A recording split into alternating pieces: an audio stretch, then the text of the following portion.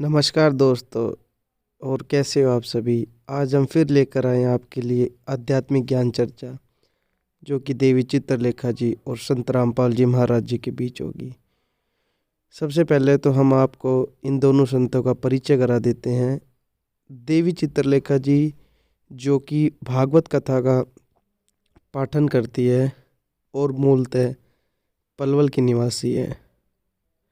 और दूसरी तरफ संत रामपाल जी महाराज जी, जो कि जाट वर्ण से ताल्लुकात रखते हैं और अपना इष्ट देव कबीर परमेश्वर जी को मानते हैं। आज की जो आध्यात्मिक ज्ञान चर्चा है वह बड़ी रोमांचक होगी, क्योंकि हम आपके लिए इस आध्यात्मिक ज्ञान चर्चा में बहुत ही महत्वपूर्ण प्रश्न लेकर आए हैं, जिस पर यह आध्यात्मिक ज्ञान चर्चा होगी। क्या भगवान जीव के पाप नाश कर देता है? भगवान कौन है?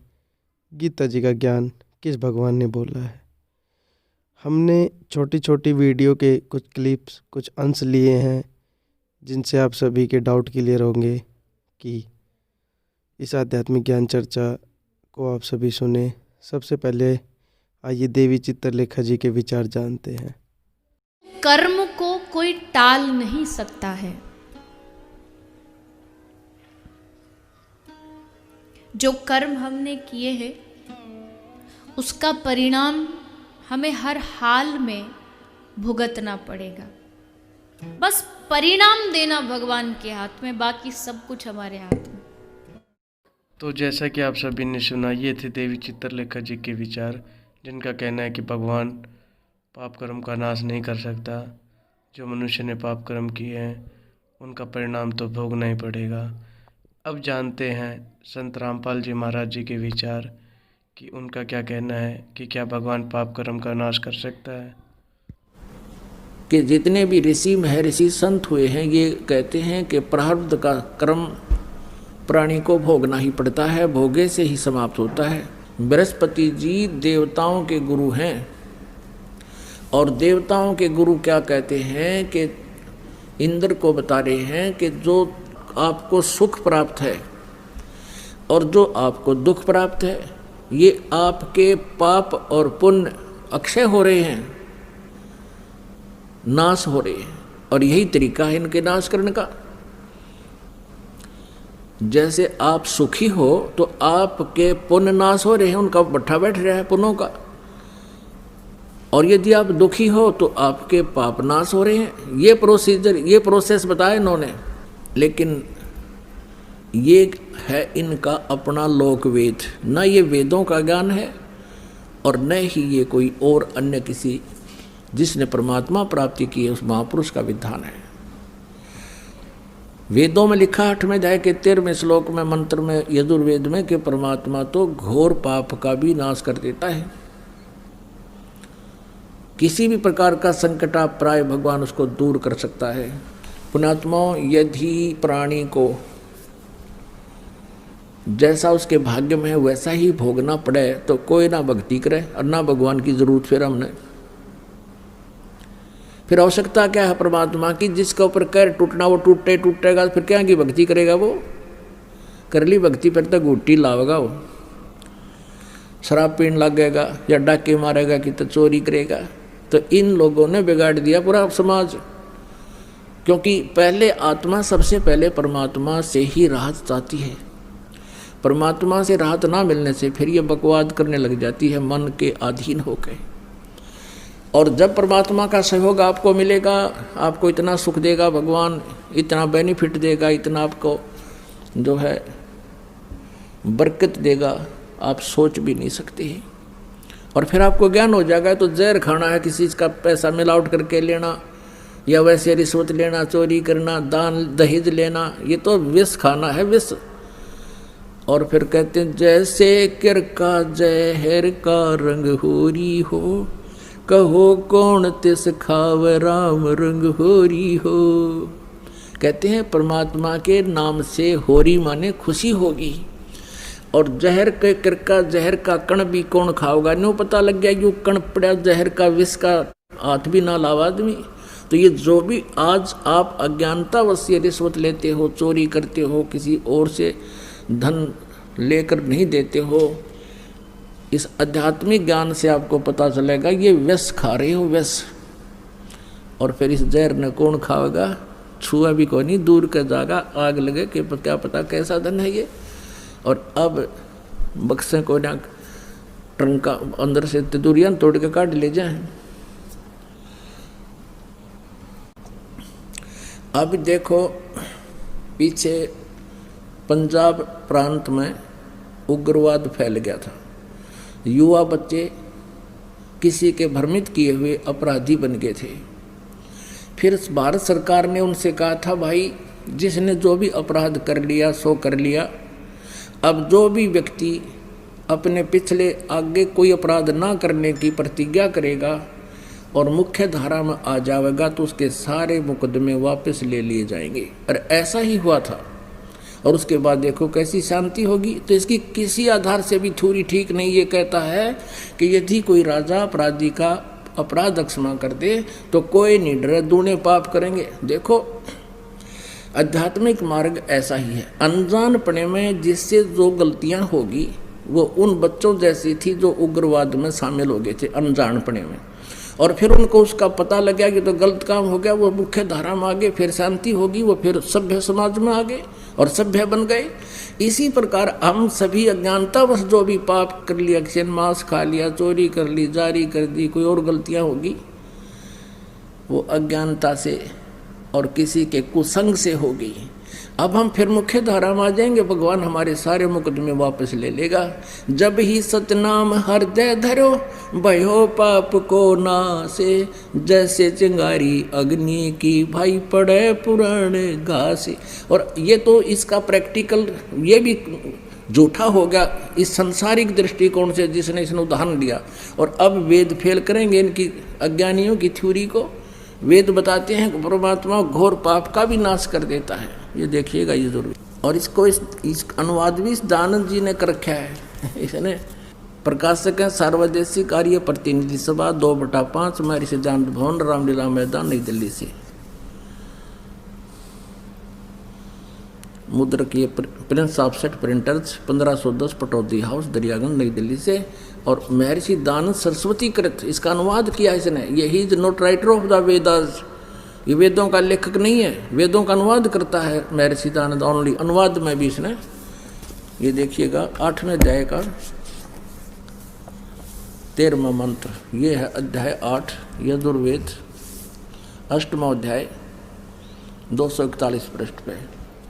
यहाँ पर है ये 13वां मंत्र और इसका अनुवाद इन्होंने किया है यहाँ पर 242 पृष्ठ पे। यजुर्वेद ये 242 पृष्ठ पे ये अर्थ है, हे सब के उपकार करने वाले मित्र आप। ये मित्र का अर्थ इसने उलझाने के लिए लिखा या परमेश्वर के लिए है। इसने सत्यार्थ प्रकाश में खुद कहा है प्रथम अध्याय में कि सबका सबसे हितकारी होने के कारण, हितैषी होने के कारण परमेश्वर का नाम मित्र है। तो हम यहाँ परमेश्वर कहेंगे, हे सब के उपकार करने वाले परमेश्वर, दान देने वाले के अपराध के विनाश करने वाले हो। यानी जो दान देता है उसके प्रारब्ध में जो पाप हैं उनका नाश कर देते हो। यानी कुछ ऐसे पाप हैं जो दान से नष्ट होते हैं, कुछ ऐसे पाप हैं जो अपनी सेवा से साफ होते हैं, कुछ ऐसे पाप हैं स्वाध्याय से साफ होते हैं, नाश होते हैं, कुछ ऐसे पाप हैं जो सतनाम से ही, जो किसी से भी ना हो फिर सतनाम से होते। तो यहाँ लिखा है कि दान देने वाले के अपराध के विनाश करने वाले हो। वेद बता रहे हैं भगवान की महिमा। साधारण मनुष्यों के किए हुए अपराध, एनस्य मन अपराध के विनाश करने वाले हो, अक्षमा करने वाले हो। और पिता के किए हुए विरोध आचरण के अच्छे प्रकार हरने वाले हो, नाश करने वाले हो। क्योंकि एवज न माने नाश करना, और आत्म करते से अपने किए हुए एनस्य माने पाप के अवजन माने दूर करने वाले हो, नाश करने वाले हो। अवजन माने विनाश करने वाले हो। एनस अधर्म के यानी घोर पाप के नाश करने हारे हो। और हो जानता हुआ मैं कुछ भी अधर्म आचरण किया करता हूँ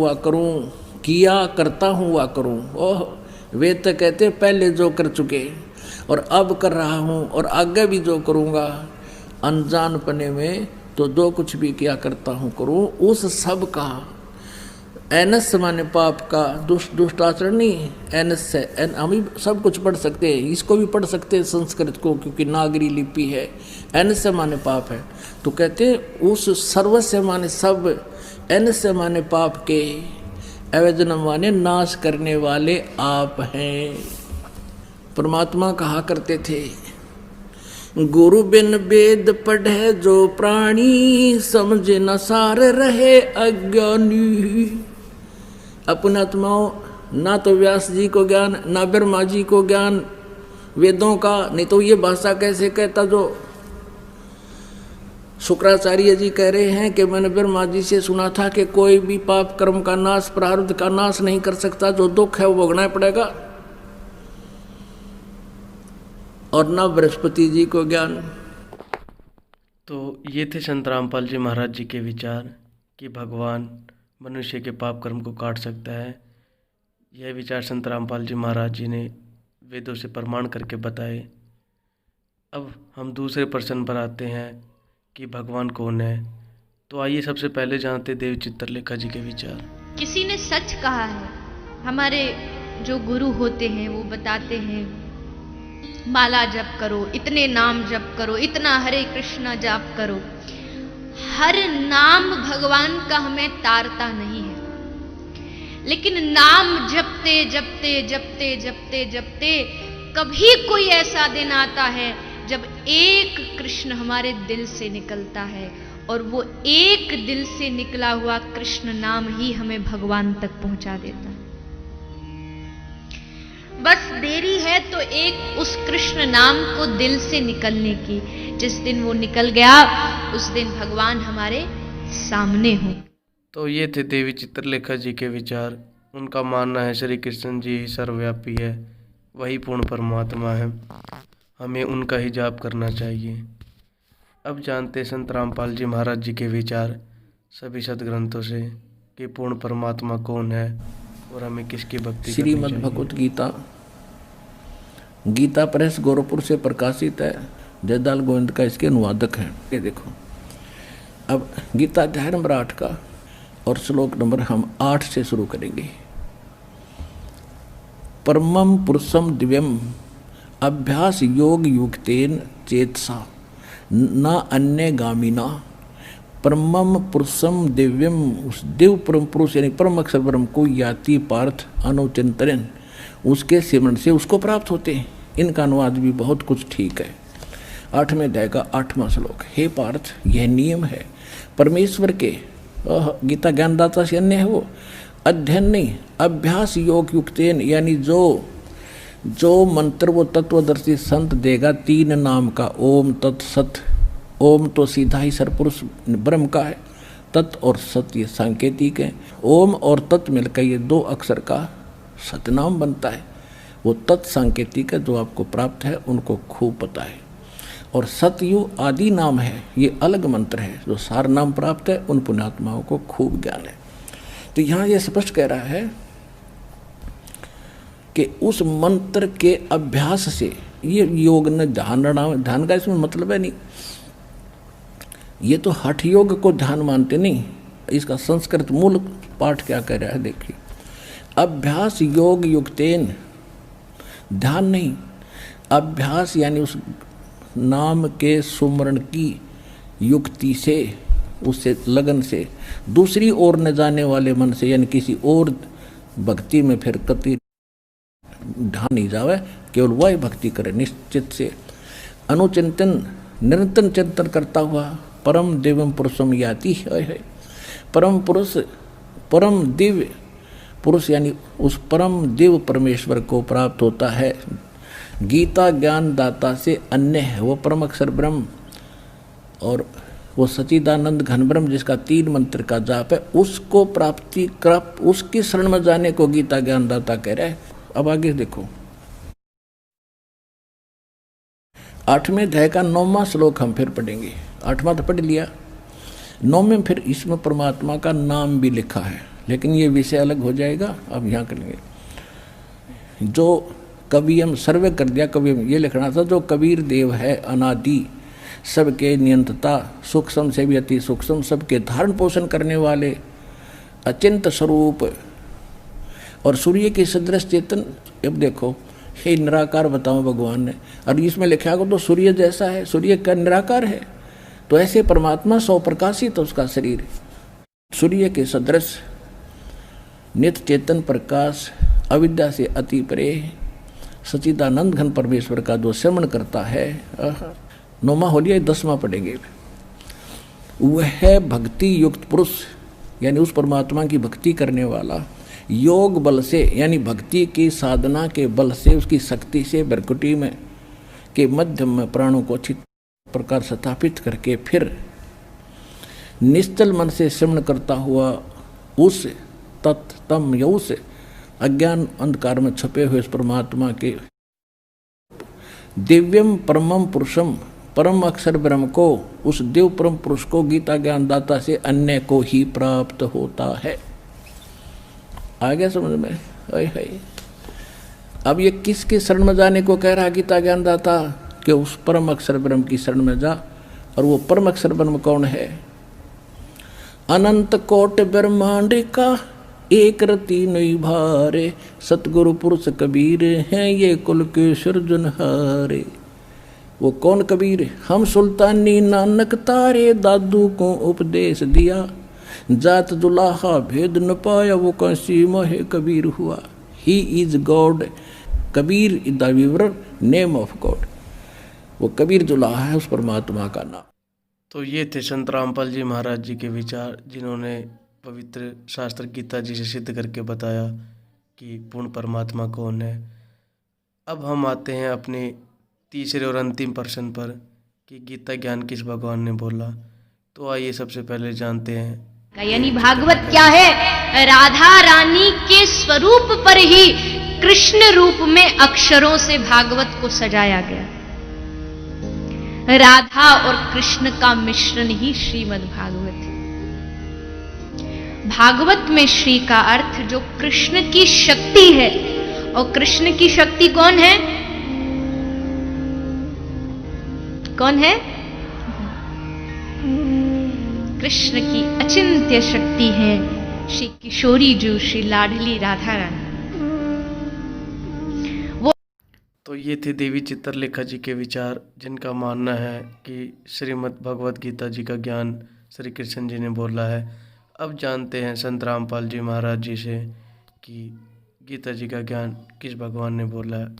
कि श्री कृष्ण जी तो कहता है कि मुझे पता ही नहीं गीता का ज्ञान। गीता जी में मैंने क्या कहा था जब वो युद्ध के दौरान तूने मुझसे सुना? महाभारत ये देखिएगा, द्वितीय खंड, संक्षिप्त महाभारत द्वितीय खंड। और ये कहां से प्रकाशित है? गीता प्रेस गोरखपुर से। और इसके अनुवादक कौन है? संक्षिप्त महाभारत द्वितीय खंड। और इसके संपादक तथा संशोधक हैं जय दयाल गोविंद का, जिसने गीता जी का भी अनुवाद किया हुआ है। और ये कहां से प्रकाशित है? गीता प्रेस गोरखपुर से। इसके देखना प्रश्न नंबर 667 पर, प्रश्न नंबर 667 पर ये क्या है कि अर्जुन का श्री कृष्ण से गीता का विषय पूछना, और श्री कृष्ण का अर्जुन से सिद्ध महर्षि और कश्यप का संवाद। जन्मेजय ने पूछा, जन्मेजय ने पूछा, ब्राह्मण शत्रुओं का नाश हो जाने के बाद जब महात्मा श्री कृष्ण और अर्जुन सभा में बैठकर वार्तालाप कर रहे थे, उसमें उनमें क्या क्या बातचीत हुई? वैशंपायन जी ने कहा,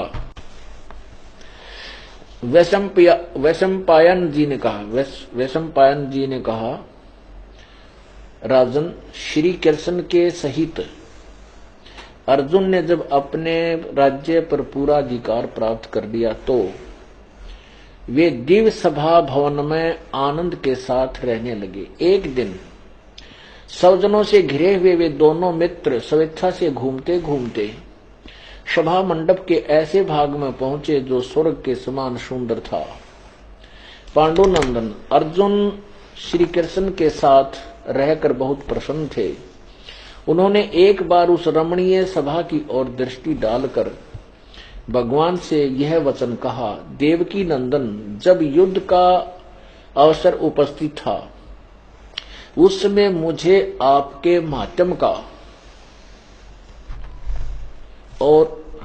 का ज्ञान और ईश्वरीय स्वरूप का दर्शन हुआ था, किंतु केशव, आपने स्नेहवश पहले मुझे जो ज्ञान का उपदेश किया था वह सब इस समय बुद्धि के दोष से भूल गया है। इन विषयों को सुनने के लिए बारंबार मेरे मन में उत्कंठा होती है। इधर आप जल्दी ही द्वारका जाने वाले हैं, अतः पुनः वह सब विषय मुझे सुना दीजिए। वैशंपायन जी कहते हैं, अर्जुन के ऐसा कहने पर वक्ताओं में श्रेष्ठ महातेजस्वी भगवान श्री कृष्ण ने उन्हें गले से लगाकर इस प्रकार उत्तर दिया। श्री कृष्ण बोले, अर्जुन, उसमें मैंने तुम्हें अत्यंत गोपनीय विषय का श्रवण कराया था। अपने स्वरूप भूत धर्म सनातन पुरुषोत्तम तत्व का परिचय दिया था और नित्य लोकों का भी वर्णन किया था, किंतु तुमने जो अपनी नासमझी के कारण उस उपदेश को याद नहीं रखा, यह जानकर मुझे बड़ा खेद हुआ है। उन बातों को अब पूरा पूरा स्मरण होना संभव नहीं जान पड़ता। पांडुनंदन, निश्चय ही तुम बड़े श्रद्धाहीन हो, तुम्हारी बुद्धि अच्छी नहीं जान पड़ती। अब मेरे लिए उस उपदेश को ज्यों का त्यों दोहराना कठिन है, क्योंकि उस समय योग युक्त होकर मैंने परमात्म तत्व का वर्णन किया था।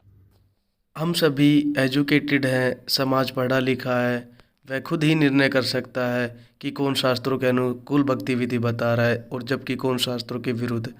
बस आप सभी से यही विनती है कि आप अपने इस मनुष्य जीवन को ऐसे ही ना गवाएं और जो संत शास्त्रों के अनुकूल भक्ति विधि बता रहा है आप उनकी शरण में जाए और अपने मनुष्य जीवन का कल्याण कराए, क्योंकि यह मानव जन्म बार बार नहीं मिलता। नमस्कार। वीडियो को लाइक करें जी, ज़्यादा से ज़्यादा शेयर करें और माली के चैनल को सब्सक्राइब करना बिल्कुल ना भूलें जी। दास को आप सभी के प्यार और सपोर्ट की जरूरत है। चैनल को जरूर सब्सक्राइब करें जी, जिससे हम आपके लिए आगे ऐसे परमात्मा की नई नई ढेरों सारी वीडियो लाते रहे जी। सत श्री अकाल।